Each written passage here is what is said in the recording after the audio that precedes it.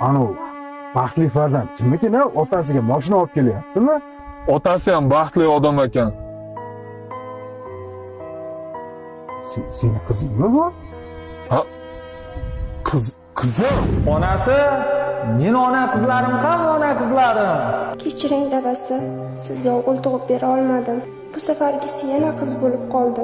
Sizga o'g'il ko'rishdek baxtni ulasha olmadim. O'rtoqlaringizning oldida yuzingiz yana shuvit bo'ladigan bo'ldi. Onasi, sen unday demagin. Ha, o'g'il ko'rmagan bo'lsam nima qildi? Men qizlarimni 10 ta o'g'ilga alishmayman. To'g'ri, meni qizlarim bu dunyoda o'g'ilda o'rnini bosolmas. Lekin menga hali qiyomatda qizlarim jannat beradi. Sen o'ylama. Men qizlarimni jonimdan ortiq ko'raman. Dadajon, bilaman, bir umr o'g'lingiz yo'qligidan o'ksib yashadingiz. Lekin shunda ham